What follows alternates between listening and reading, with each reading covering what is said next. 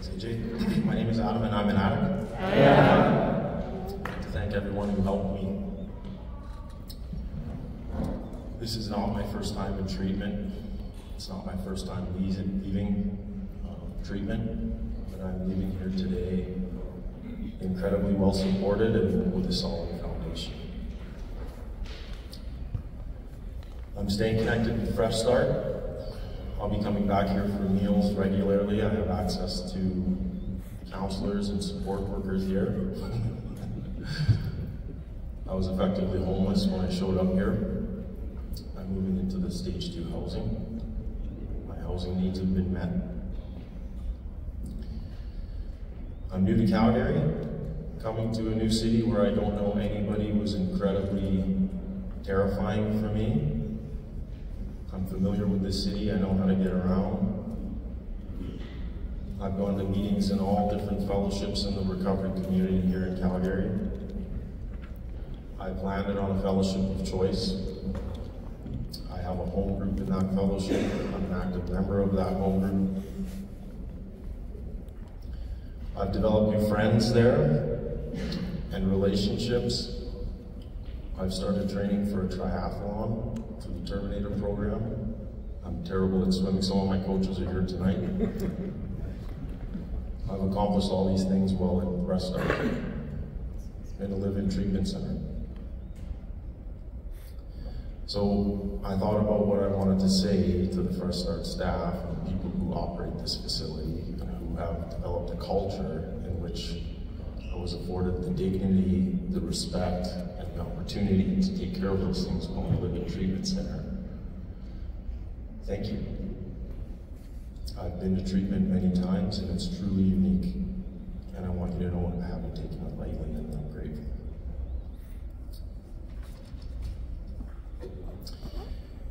AJ impressed upon us today in group the importance of trying to convey a message of hope. And I thought about that this afternoon while I was writing my speech, and I realized that I'm in a position to do that today because I have hope. And I started this journey without any.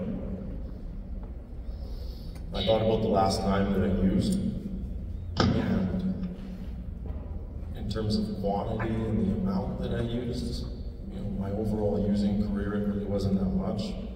Relatively short in duration and I suppose the amount. But what I experienced that night was every time that I had used up until that point, I experienced the cumulative effect of my suffering.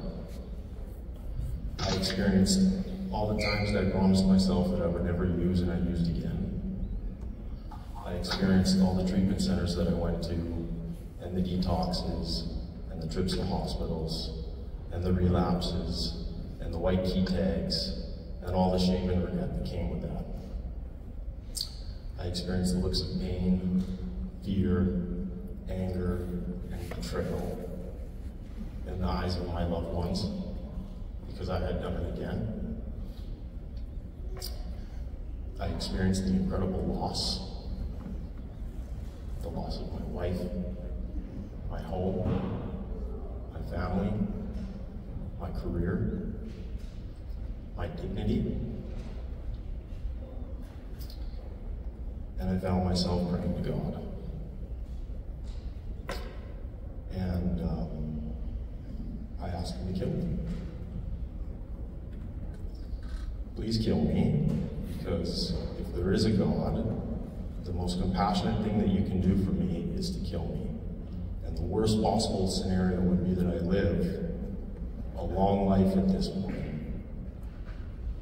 because I cannot suffer anymore. And I did not die, obviously, and my prayer shifted to please help me. And I asked for help. And I recognized that if I was to have any chance of success, that I needed to change. And I landed on the fact that my actions were what was important. And at this time in recovery, my actions were going to define my willingness, and my actions were going to define my gratitude. And that I was going to become a person of integrity instead of talking about being a person of integrity. So if you're new here and you're questioning whether this works for you or could work for you, I want you to know that my prayers have shifted from please God help me, I want to die, to thank you in a relatively short period of time.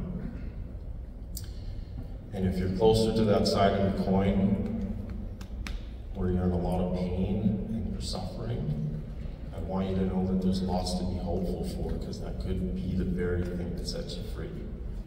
Thank you.